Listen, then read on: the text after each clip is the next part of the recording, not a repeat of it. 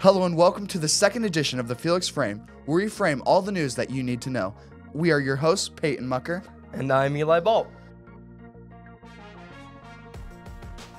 Now, I know we are no Chris Knapp or Cooper Pryfogle from the last episode, but we are here for you, the viewer. Now let's get into it. Coming up, February 9th marks the first day of Fast Friday.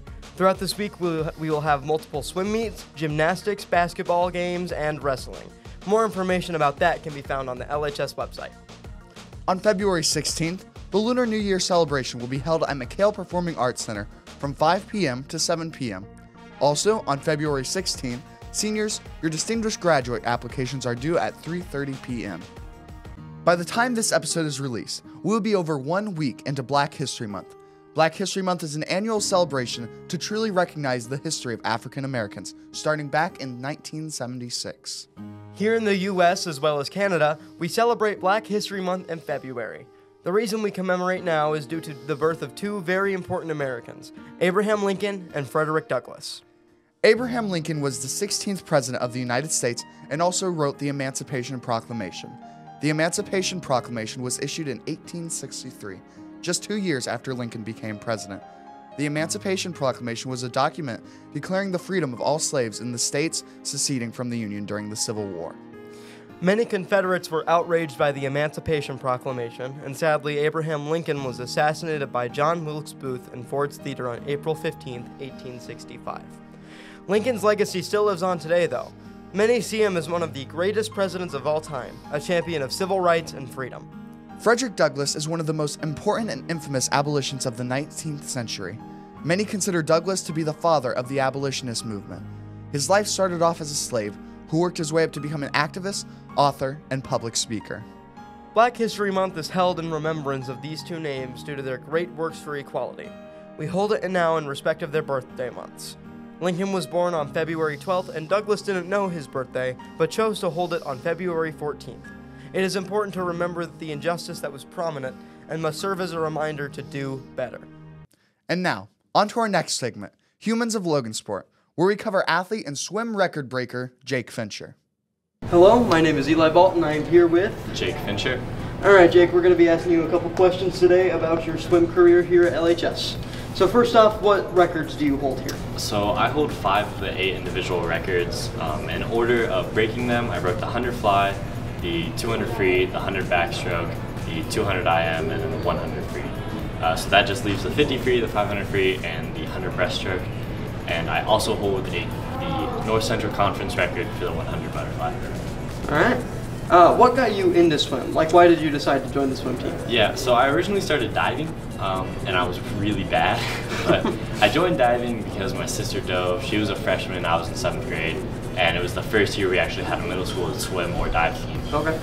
So I decided that I would try it out, and I stuck through it for 7th grade, but then I quit, or I didn't come back because I didn't like it. And freshman year, we got some new coaches and decided to give swim and dive another try, and then I ended up just sticking with swim. All right. Are you going to continue to swim in your college career or anywhere in the future? Yeah, I'm definitely going to swim. I don't see me stopping ever. That doesn't mean I'm going to make it to the Olympics or make it my job, but I think I'd definitely stay, like, at least recreationally. And I definitely plan on swimming in college. I don't really know where yet, but I've got it narrowed down to a few schools now. All right. What schools are they? Quincy University in Illinois, Olivet Nazarene in Illinois, Wabash College, and Lindsey Wilson College in Kentucky. All right. And one last question. What stroke is your personal favorite? Definitely butterfly. It hurts the most for sure, but it's the one I'm best at. It's my first record. It means the most to me. First time competing at state was in butterfly. It's definitely my best. And training it is not very fun sometimes, but it's still definitely my favorite. All right. Thanks for your time. Thank you. After this interview was filmed, Jake Fincher broke yet another record, the 500-meter freestyle. And now, we have an exclusive interview with drama director Anthony Kinney regarding the spring play, The 39 Steps. And I am here with... Mr. Kinney. He is the director of the drama club. Yep. And we have some questions today for him about Thespian State and the upcoming straight play. Okay. So first off, a couple weekends ago we went to Thespian State. So we had some competitors there, and how do you think that competition aspect went with SPC? Competition aspect, I think, went really well this year. I know that on the tech side, that you yourself were on the tech side, did very well as a tech team, and that's become almost a habit now with the tech from McHale. It's so top notch. And we had some performers who also competed on some thespies as well, and who also did extremely well. You know, Kelsey Thomas did really well, Layla Powell did well, Krista Dawson did well with the monologue. So coming up, we have the spring play. So what is the spring play? Well, the spring play is called the 39 Steps, and it's based on there was an Alfred Hitchcock film in 1935. It was an espionage spy thriller, and it's based on that. It's more comedic, of course. The original film was very much a thriller thing. This keeps some of the plot things from that, as well as throwing a very comedic edge on it, mainly because when it was done, when this play was first created, it's created to be performed by 4 actors. And so you have one actor who plays sort of the main lead, you have a female an actress who's playing the 3 kind of female leads, and then you have 2 other actors that play every other part in the play. Unfortunately here, we have a lot of people who are really good at theater stuff, so you can't really do a play where you only cast 4 people, because you're going to leave most people out. So it's a challenge to try to cast it, because we got to try to make it fit and work for like somewhere in 15 to 18 actor range of being in the play, but still keeping the humor of it and the pacing and the speed of it and everything else up too.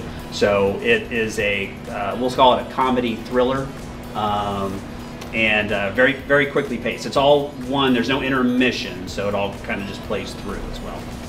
All right, and when can students come out and audition for this? Students can audition on Tuesday, and I think it's February 6th, afternoon 3:30 or evening 6, and then there are auditions on Thursday, the 8th, as well. Those are right after school at 3:30.